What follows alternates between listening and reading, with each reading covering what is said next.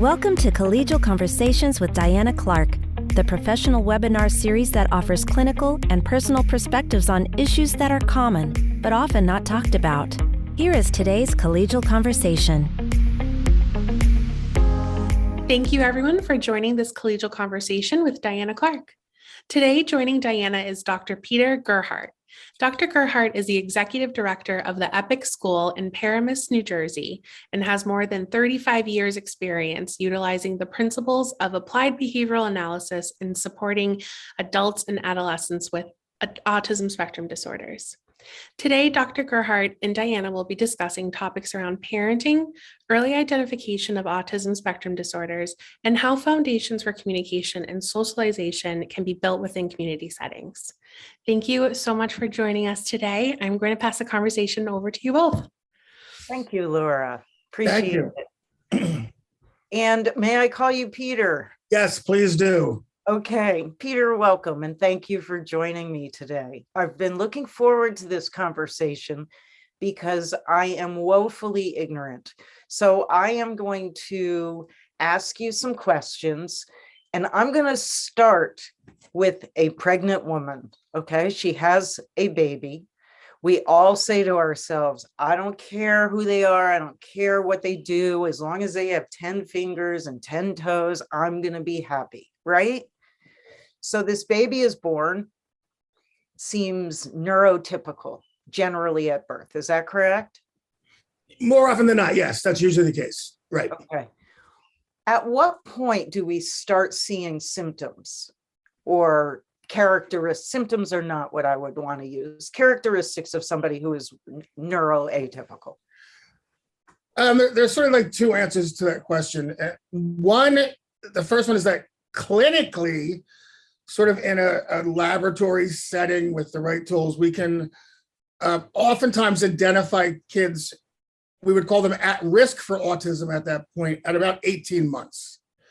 So that either their eye gaze is different or there are any number of sort of screening symptoms that we would look at. Most kids on the spectrum, however, get diagnosed between the ages of 3 and 5.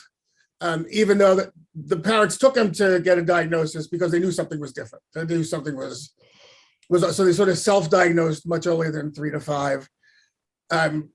These very high verbal individuals, what we call Autism 1, we used to call them Asperger's syndrome.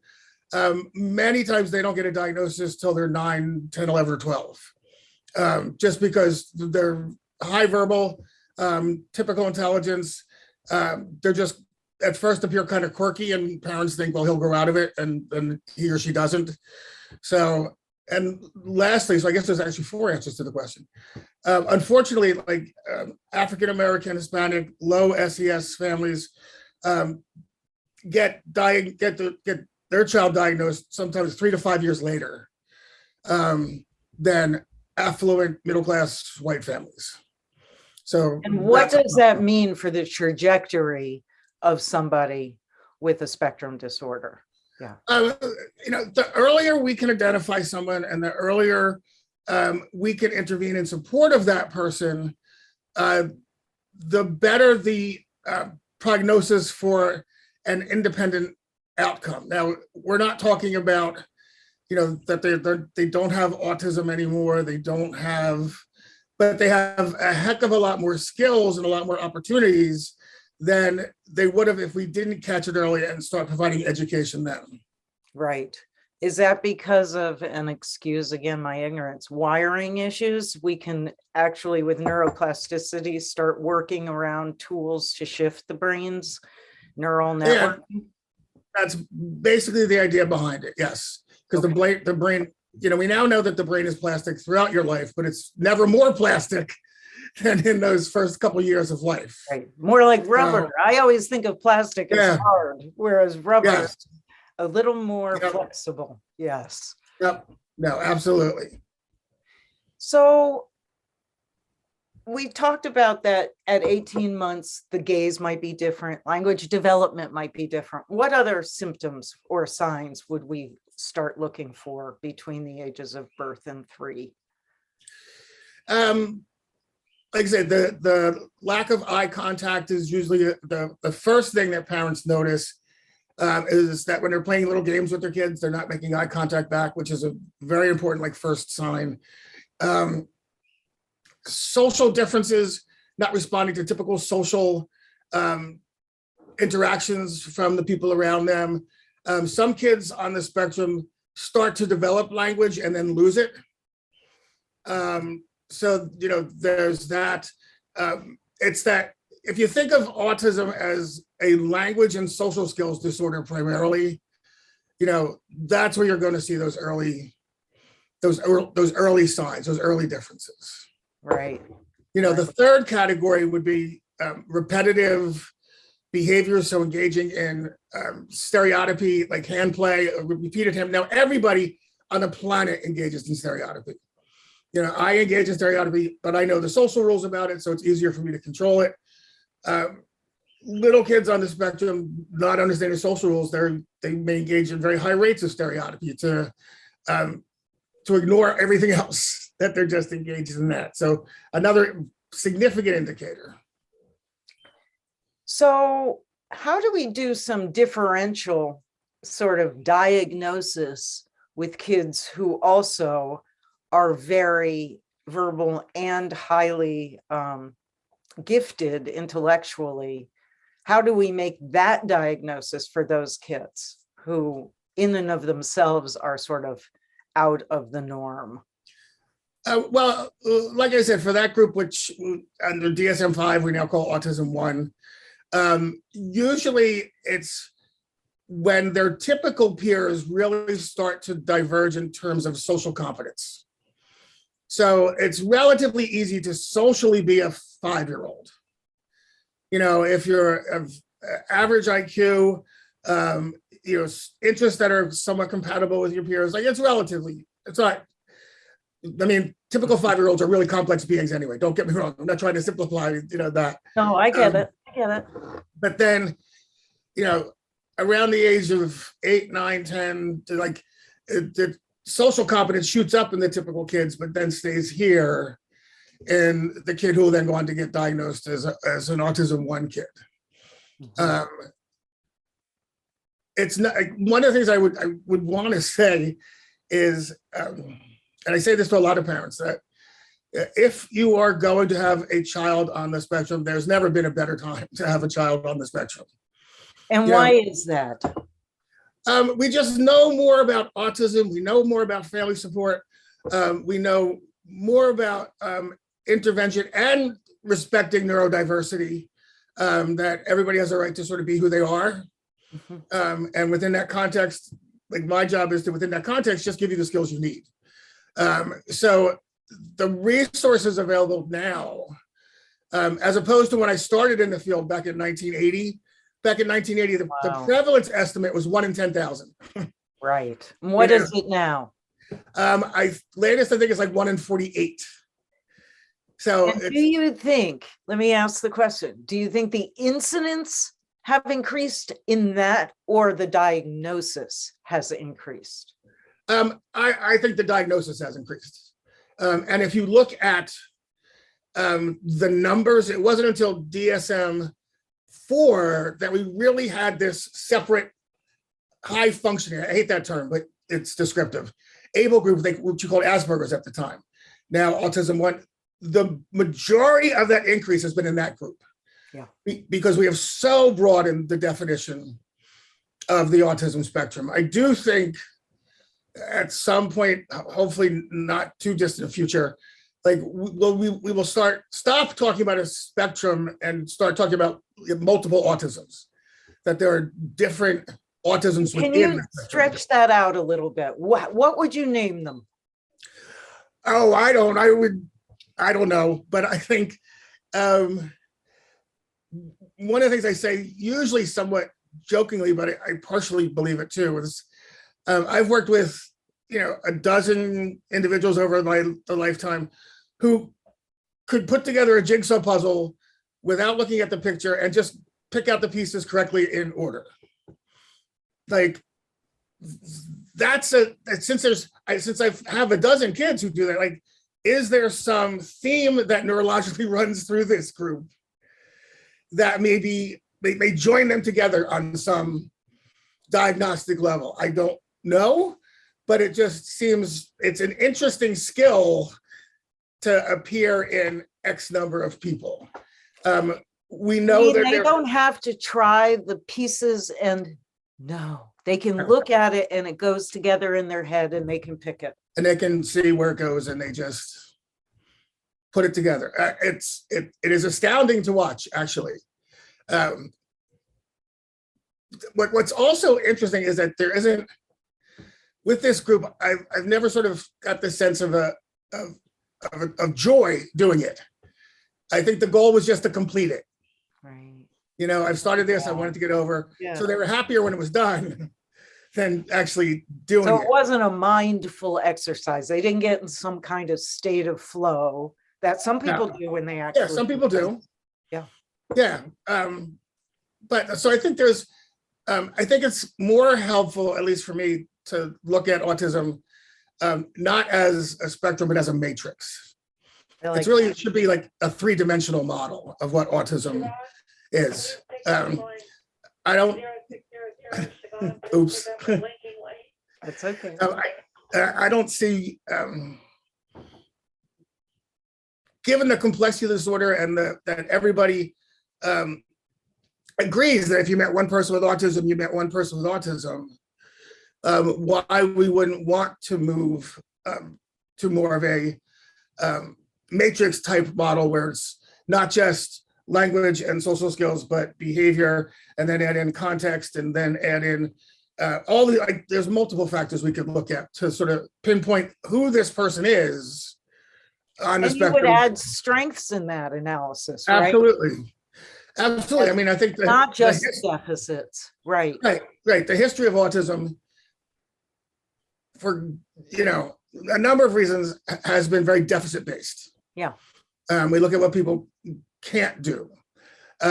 Past 10 years, maybe a little bit longer, there's been a real focus on the strengths based, and it's very important because there are a lot of things I can't do.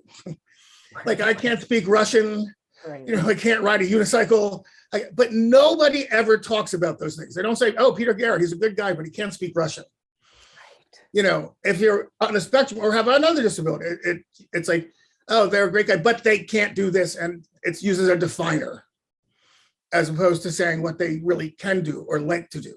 That is far more important in working to develop a life with the person than knowing what their deficits are.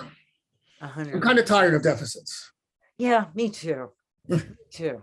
Yeah. Go on a strengths-based approach. Right. Because there are strengths. There's no doubt about that. Everybody has strengths. You just got to find them. Yes. That's all. I have got a crystal in my window that is giving me a rainbow on my forehead. Yes, I can see it. Me a little bit, I have to say. So let's move ahead into elementary school. Is there higher incidences of bullying for kids on the spectrum? If you look at the research, there does appear to be higher incidence of bullying of kids on the spectrum. I remember this goes back probably 20 years or so. A colleague of mine, Lara Del Molino, who's at the Douglas Developmental Disability Center, where I was at the time, we did a support group for a bunch of middle school kids on the spectrum who had been bullied and, just weren't having a good go of it. Middle school's tough anyway, and the first group, one of the kids on the spectrum in the group said, we don't need a group. We're doing okay. It's the bullies who have a problem. Why don't you work with the bullies? Kid. And I was like, that's a really good point. That's where the focus needs to be. That's the harmful behavior is the person doing the bullying, not the victim. But for the longest time, it was more like, how do you avoid being bullied, as opposed to let's get the heart of bullying, because that's coming from a wounded place too. So let's talk about that. Yeah. I mean, it's not my area of expertise, bullying, but it's unfortunately amazingly prevalent. If you look at self-report, like somewhere around 90% of people on the spectrum who can self-report have reported being bullied, being the victims of some level of sexual assault. And that may include just like being touched when they didn't want to be touched, but that would constitute a sexual assault. So it's a population, a group of people that tends to fall into like a perfect victim category, because many of them are many are taught to be very compliant to authority figures. Sure. And then many of them are not good self-reporters and telling you what happened. So you have this person who doesn't know their own body rights, their own personal rights, how to speak for themselves, and then can't tell anybody what happened. And you really have this perfect victim. And they can't report, right? Because they wouldn't have necessarily the words or the language, right? Yeah, I mean, that's why we do a lot at the EPIC school on self-advocacy and teaching kids to self-advocate for themselves. And, don't take that belongs to me. And no, I don't want that. And move away. Like all that. Back off. Yeah. Right. And it's interesting. Sometimes it's so hard to teach the professionals working with them to respond to that correctly, because they have the headset, at least initially, of like, no, you're supposed to listen to me. I'm the teacher. And just because it's like, no, like that's what we want him to do. We want him to tell you, back off. Right. You're too close. You're really bothering right now. In my personal space. Yes. Yep. Let me ask another question. Moving up into high school, when young men and young women and young others are experiencing desire to connect with romantic partners. How is that? Sex is what you're talking about, right? Sex, but even more than sex. Yes, they're hormonally driven for sex. That's their job biologically. But I still think that even more than that, they're looking for connection. Everybody wants intimacy. The challenge is everybody wants intimacy on their terms. Really? Yeah, and how do you know what it is a person wants unless they have the opportunity to experience it? But you can't. It's a big circle, because then how do you get them to experience it unless you have a person who's consenting to this initial contact? And it gets a little bit crazy, but you're 100% right. It is integral to who we are as a person. Right. And we do know that people on the spectrum who can self-report, women in particular, report higher levels of bisexuality, gay, transsexual, asexual, it's just a much, sexuality is a much broader, diverse sexuality. LGBTQ plus is more common within the autism community than a typical community, not by a huge number. But so my question always is, are people on the spectrum just being more honest when they report this? Probably. Yeah, because but I love the idea. First of all, I don't like the notion of spectrum disorders, because then everybody's on that somewhere. Absolutely. So that's right. How I look at it. But if we look at sex or sexuality on a continuum, also, I would imagine that there is some intersection just between where somebody is on an autism spectrum and where they are on a sexuality spectrum. Yeah, and that's a big aspect of much of the current research, not just sexuality, but intersectionality. So where does this person intersect with other aspects of adult life? Right. So you're not just studying this person, you're studying this person as someone who works at this job and who lives with a roommate and who is LGBTQ and who so you're looking at multiple aspects of their life to try and determine what is or is not in their potential best interests. Yeah. So it's nice that we're really now starting to look at people as a whole and not just as parts. I have a colleague who has worked with late teen groups of kids on the autism spectrum disorder talking about romance and sex, and he plays music and says, now, what would Barry White do? Yeah. And apparently it's very helpful for somebody to hear it in a musical way. Right. No, I have a good friend of mine who's on the spectrum, Amy Gravino, who that's her career, is basically teaching sexuality to other people on the spectrum and to parents and to professionals. And because she is on the spectrum, she brings this direct experience component to it. She and I have done a number of talks together, but I can only bring the professional point of view. I can only tell you what the research says. That's right. it. Right. She can tell you what it feels like as a human. Yes. Yes. Yeah. No. So That's she's actually great. Yeah. Yeah. I'm glad that she is so forthright. What a great anti-stigma campaign too. Oh, absolutely. Absolutely. Yeah. I joke with her sometimes when she and I do a presentation together. At the end of the talk, like there's 15 people lined up to talk with her and none come to talk with me. Like, you're like, wait a minute, I was here. Like, hello. Hello. So, but I certainly understand that. So yeah. Can I ask a question? Is there a genetic component to a diagnosis of autism spectrum disorder? All of the research points to yes, that there is a genetic component, but it's far more complex than people. There's no genetic marker specific. Right. Yeah. Right. And it was, I forget but it was like, 100 and something alleles or genes or whatever that are associated with an autism spectrum disorder diagnosis later. Wow. Doesn't mean it causes, so there's some complex interaction.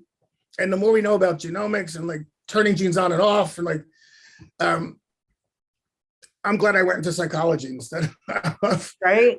Although it is fascinating. I think if I were doing it again, something about neurobiology and genetics would be different direction for me. Yes. So the research really does say that there's a genetic component, and that's it makes sense to me that there would be, and it also would make sense for a spectrum, that there are different. Well, and it would depend on both parents, right? If you have two parents who are on the autism spectrum disorder, it makes sense to me. That's about wiring. There's, it wouldn't necessarily mean a diagnosis for a child, but it would certainly enhance the odds, is my guess. Right. Yeah, absolutely. Yeah. Yeah. So give us just an anti-stigma campaign for 1 minute, because I know that this is important to everybody. What kind of language should we be using that sounds non-pejorative? Call him by his name. Call him by his name. That is the biggest thing that we focus on.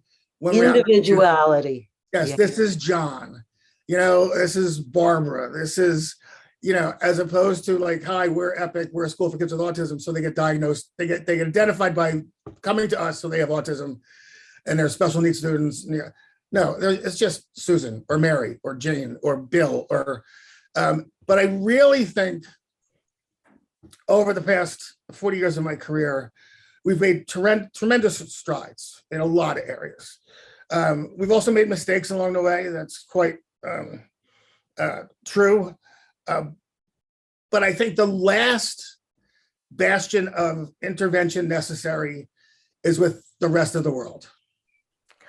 As it usually is. Yes. It usually is. Don't we, just as a population, love to isolate anything that's different than us? Yep. And another friend of mine on the spectrum, long story short, we were talking about a difficult trip she had to see a new physician and maybe what she could have done better. And then she stopped and she looked at me and said, if you neurotypicals have all the skills, why don't you adapt for a while, damn it? Why is it always my fault? I agree. Yeah, she's a 30-year-old woman. Like, why do you think I'm going to learn more social skills? And right. And why? And if we're more adaptable because that we're supposedly neurotypical, why don't we make allowances? Right. We should be the ones who are flexible. And I think as a culture, as a society, we've gotten really good after the signing of ADA, Americans with Disabilities Act, and understanding what accommodations are for people with physical challenges. Right. You know, we have ramps and curb cuts and handicapped bathroom stalls and yada, yada, yada. Now we need to get to the point that we understand what are accommodations for people with neurological challenges. Wow. And how do we get to that? Which in part goes back to some of the self-advocacy skills so that people who need these accommodations can tell us what they are, can have that open conversation, but we just have to get the rest of the world to understand that last step. It's kind of big, but it is a big one, but person by person, family by family. That's my motto. Yeah, it is. It's one step at a time. And, you know. Right. That's how it works. Well, we have spent a half an hour talking, Peter, and it flew by for me. That flew by. Yes, absolutely. Flew by. I want to thank you. And for those of you who have watched this, if you have questions or comments, please let me know. This is a Collegial Conversation of O'Connor Professional Group, and I'd love to hear from you. Thank you. Thank you. Thank you for joining this webinar. Tune in to more webinars and sign up for our newsletter at o'connorpg.com.